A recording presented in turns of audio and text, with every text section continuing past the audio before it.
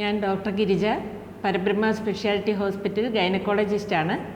ഇന്ന് ഞാൻ നിങ്ങളോട് പറയാൻ ഉദ്ദേശിക്കുന്ന കാര്യം, പ്രഗ്നൻസിക്ക് തയ്യാറെടുക്കുന്ന പെൺകുട്ടികൾ എന്തൊക്കെ പ്രിപ്പറേഷൻസാണ് ചെയ്യേണ്ടത് എന്നുള്ളതിനെക്കുറിച്ചാണ്. പലപ്പോഴും കുട്ടികൾ അത് ചോദിച്ച് സംശയങ്ങളുമായി വരാറുണ്ട്. എനിക്ക് പറയാനുള്ളത് പ്രധാനമായി 2-3 കാര്യങ്ങളാണ്. ഫോളിക് ആസിഡ് ഡെഫിഷ്യൻസി, അതൊരു വിറ്റാമിനാണ് ഈ ഫോളിക് ആസിഡ്.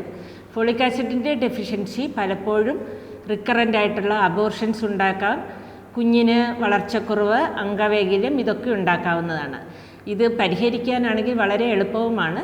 പ്രഗ്നൻസി പ്ലാൻ ചെയ്യുന്നതിന് മിനിമം 3 മാസം മുമ്പെങ്കിലും ഒരു ഫോളിക് ആസിഡ് ടാബ്ലറ്റ് ഡെയിലി ഒരു ഗുളിക വെച്ച് കഴിക്കുക. രണ്ടാമതായി ഞാൻ പറയാൻ ഉദ്ദേശിക്കുന്നത് ചില ഇൻഫെക്ഷൻസിനെ കുറിച്ചാണ്.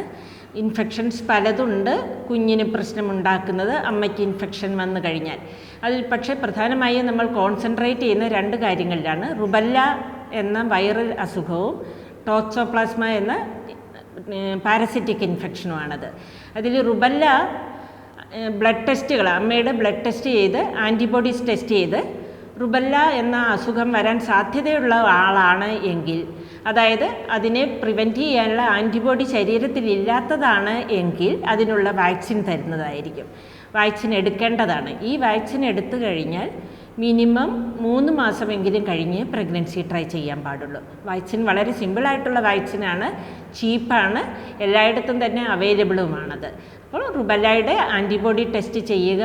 വരാൻ സാധ്യതയുള്ള ആളാണെങ്കിൽ എത്രയും വേഗം വാക്സിൻ എടുക്കുക. അതിന് 3 മാസത്തിന് ശേഷം മാത്രം പ്രഗ്നൻസി ട്രൈ ചെയ്യുക. ടോക്സോപ്ലാസ്മ ഇൻഫെക്ഷനും അതേപോലെ തന്നെയാണ്. അത് ബ്ലഡിൽ അണുബാധയുണ്ട് എന്ന് കണ്ടു കഴിഞ്ഞാൽ ട്രീറ്റ് ചെയ്ത് കംപ്ലീറ്റ് അണുവിമുക്തമായതിനു ശേഷം മാത്രം പ്രഗ്നൻസി ട്രൈ ചെയ്യുക.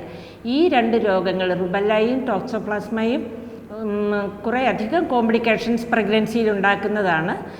അബോർഷൻസ് ഉണ്ടാക്കാം, കുഞ്ഞിന് അംഗവൈകല്യം ഉണ്ടാക്കാം, വളർച്ചക്കുറവുണ്ടാക്കാം, ഭാവിയിൽ കുഞ്ഞിൻ്റെ തലച്ചോറിന് ക്ഷതമുണ്ടാക്കി എപ്പിലെപ്സി മറ്റു രോഗങ്ങളെല്ലാം ഉണ്ടാക്കാൻ സാധ്യതയുള്ളതുണ്ട്. അതുകൊണ്ട് ഇതിനുള്ള പ്രിവെൻഷൻ എടുത്തതിന് ശേഷം മാത്രം പ്രഗ്നൻസി ട്രൈ ചെയ്യുക.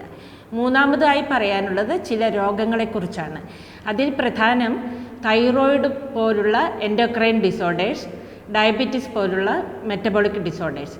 തൈറോയിഡിൻ്റെ ഡിസോർഡേഴ്സ് എല്ലാം ബ്ലഡ് ടെസ്റ്റുകൾ വഴി നമുക്കറിയാവുന്നതാണ്. തൈറോക്സിൻ കൂടിയാലും തൈറോക്സിൻ കുറഞ്ഞാലും കുഴപ്പമാണ്. അത് വ്യത്യാസമുണ്ട് എങ്കിൽ, ബ്ലഡിലെ ലെവലിൽ വ്യത്യാസമുണ്ട് എങ്കിൽ കറക്റ്റ് ചെയ്ത് നോർമൽ തൈറോയിഡ് ഫങ്ഷൻ ടെസ്റ്റ് ആക്കിയതിന് ശേഷം മാത്രം പ്രഗ്നൻസി ട്രൈ ചെയ്യുക. അതേപോലെ ഡയബറ്റീസ് ഉണ്ട് എന്ന് കണ്ടു കഴിഞ്ഞാൽ ബ്ലഡ് ഷുഗർ കൺട്രോൾ ചെയ്ത് നോർമൽ ആക്കിയതിന് ശേഷം മാത്രം പ്രഗ്നൻസിക്കായി തയ്യാറെടുക്കുക. ഇത്തരം ചെറിയ കാര്യങ്ങൾ ചെയ്താൽ സുഖകരമായ ഒരു പ്രഗ്നൻസിയും ആരോഗ്യമുള്ള ഒരു കുഞ്ഞിനെയും നമുക്ക് ലഭിക്കുന്നതായിരിക്കും. ഇതുപോലുള്ള ടിപ്സ് കിട്ടുന്നതിനായി പരബ്രഹ്മ ഹോസ്പിറ്റലിൻ്റെ പേജ് നിങ്ങൾ ഫോളോ ചെയ്യുക.